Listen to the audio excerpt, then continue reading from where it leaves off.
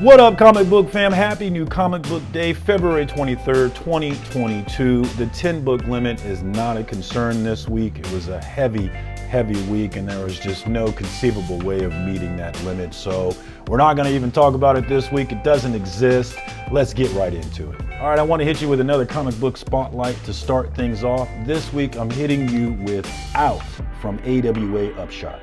Out from AWA Upshot is set in the waning days of World War II with the Allies advancing on Berlin.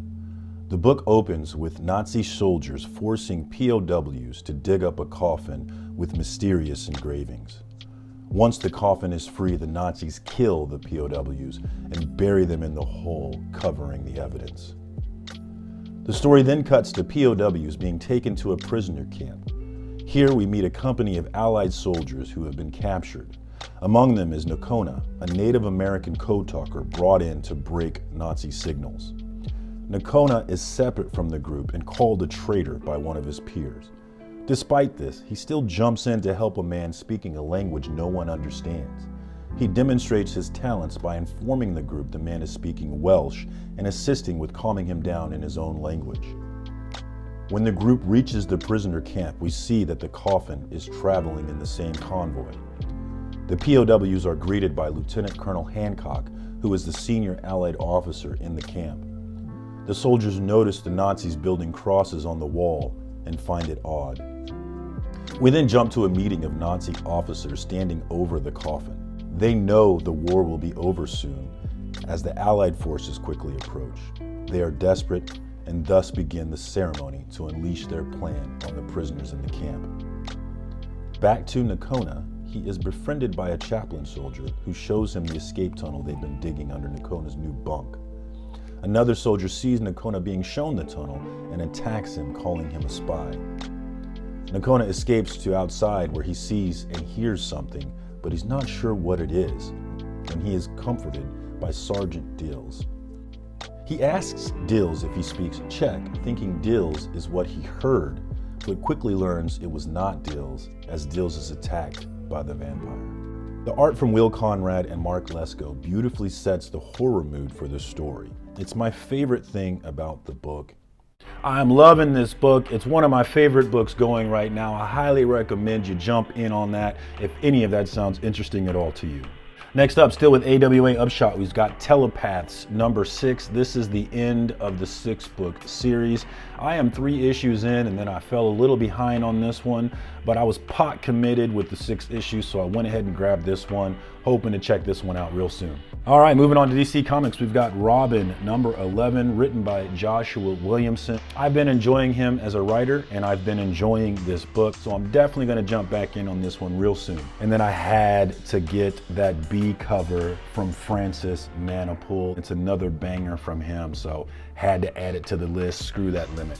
All right, still with DC Comics, we've got The Human Target, book number 5 from Tom King. We've got some great art and cover art hitting from Greg Smallwood on this one. I've been loving the covers that he's been doing for this book. We have the human target who has been hit with some poison, has days to live, and he's using his time left to try and figure out who killed him. We've got a budding relationship building with Ice from JLA. Don't know much about her, but I'm liking the art, I'm liking the style, and I'm excited to jump back in for number 5. Still with DC Comics, we've got Catwoman number 40. This is another banging cover from Jenny Frison, one of my favorite artists in the game right now. As you know, if you follow this channel, I have not actually been reading Catwoman. I just have not pushed it to the top of my reading list, but eventually I will read this, but for now, we're just getting those banging covers from Frison. All right, moving on to Marvel Comics, we've got Amazing Spider-Man number 90. It's been nice to see some love come back to this series as it's been dead for a long time now. I am enjoying the new direction since Spencer jumped off the book. Still with Marvel Comics, we've got Silk number 2. Now, I read the Silk series last year, and I don't know why they ended that series. Why couldn't we just keep going? But I enjoyed this series enough to jump back in for this new one, although I have not gotten around to reading it. But that's no surprise to anybody. I do like to let these things stack so I can get a full feel for the story that they're trying to give me and give the author as much chance as possible to hook me in on the story. Still with Marvel Comics, we've got Strange Academy number 16. Now this was a book that I jumped in on late and I am still catching up on. I grabbed the first 2 trades, 1 and 2 for this series, and I'm working my way through them. But all the hype on this book has made me pretty sure it's going to be something that I enjoy, so I've been picking up the issues so that when I get to them, I'll be ready to go. But cannot wait to jump in on this one. I'm loving Scotty Young's style. The Me You Love in the Dark was a great book from him last year, and love his art, but his writing is really seeming to come into his own. All right, still with Marvel Comics, we've got Elektra, Black, White, and Blood number 2. Now this isn't a book that I've jumped in on just yet, developing a theme here, but I did enjoy the Chip Zdarsky run with Elektra as Daredevil, and that was enough for me to go ahead and jump in and give this one a try. Still with Marvel Comics, we've got my homie Tom Taylor coming in with Dark Ages number 5. This is another Elseworld story from Tom Taylor. It doesn't have any effect on the current continuity, which is usually a big turnoff for me, but Tom Taylor's one of my favorite writers, so it was enough for me to give this one a try, and I'm glad that I did. I've been enjoying the art from Eben Coelho in this one and the slow build up from Tom Taylor. Looking forward to see where he's going to go with this one. All right, moving on to Image Comics, we've got Gunslinger number 5. I've been enjoying everything Spawn. As you know, if you follow this channel, I buy everything from Todd McFarlane's Spawn universe, and I'm digging it, and Gunslinger's no exception to that rule. Looking forward to jumping back in on this one. Still with Image Comics, we've got Bolero number 2. Now, I read the first one on this one, and the art is really interesting on this one, but I don't know how I feel about the story. Book 1 starts off as a love story with Dagger, the main character's love interest, Natasha. We slowly see their relationship build as they fall more and more in love. But by the end of the book, it becomes a breakup book where Natasha is no longer around and our main character Dagger is heartbroken about it, which leads her to going into this anti-door which allows her to jump into different lives and it's a multiverse thing where she's able to jump in, and when she jumps into another world, I guess she gets replaced by the person she took.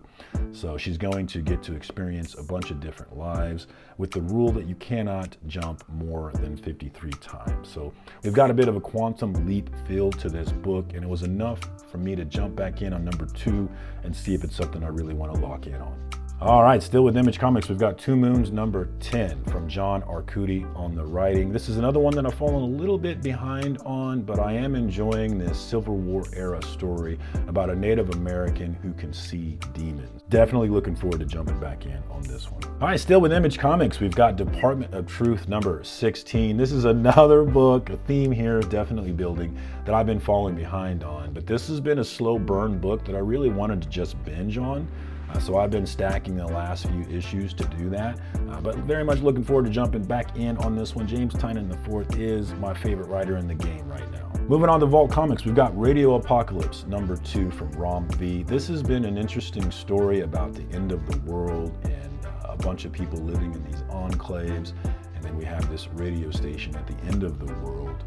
I don't know how I feel about it, but I trust in Rom V. He's one of the better writers out there, so looking forward to jump back in on number 2. All right, moving on to Dark Horse Comics. We've got Black Hammer Reborn number 9. This is a book from Jeff Lemire, another one of my favorite writers, and I've been enjoying this Black Hammer world. This is my introduction to it, so I'm learning a lot about it, and I don't know a lot of the references to the past, but I'm interested in it and looking forward to jumping back in. Moving on to Boom Studios, we've got Berserker number 7 from Matt Kent and Keanu Reeves. This one's already been optioned on Netflix, so at some point in the future we're going to be getting a lot more Berserker, and I expect the hype to be huge. I was really excited about this book when I jumped back into comic books last year, so I kind of went ham on the number 1s, which was a huge mistake because the print run for this book was one of the largest print runs in recent history. So the idea that the number 1 will ever be worth much is the same as the idea as these Image Comics number 1s from the 90s ever being worth a lot of money. But I really like this story, really like Keanu Reeves. Looking forward to jumping back in on this one. Last but not least, still with Boom Studios, we've got House of Slaughter number 5 from my favorite guy doing it, King James Tynan IV. He's got Tate Bromble assisting on the writing on this one. I know not everybody has been feeling the reboot here with House of Slaughter. We've getting a look back into some history with Aaron Slaughter and Jace Fox, who has been focused on the relationship between those two. I am super interested in Jace and what he's about and what he's trying to accomplish here as he's jumping into the House of Slaughter. So I cannot wait to jump back in on number 5, and I'm super looking forward to the return of Something is Killing the Children next month. Cannot wait for Erica Slaughter to come back. All right, let me know, as always, what was your read of the week? What was your cover of the week? For me, no question about it, I did the comic book spotlight on it. Out number 5 from AWA Upshot. The art from Will Conrad is really hitting in this book, setting that horror mood. So highly recommend that you jump in on this book, and no question, my read of the week. As far as cover of the week, in terms of what I was able to get, I'm going with the B cover from Robin number 11 from Francis Manapul. Just really enjoyed the style on this one. So for that reason, I'm making it my cover of the week. But you probably have a better read of the week, a better cover of the week. Do me a favor, jump down below in the comments and let me know what your top picks for this week are, because it might be something that I'm missing out on. So do me that favor, let me know what's going on with you. And look for me tonight over on my Comic Book Dad's channel, Alternative City Comics. I am rocking his t-shirt from his Bunny Assassin story today, and I'm excited to rock it tonight on his channel. So definitely go over and check that out tonight, 8 p.m. Central Standard Time. I'll put the link down in the description if you want to jump in and chat comics with us. But that's all I got for you this week. Until next time, peace, comic book fam.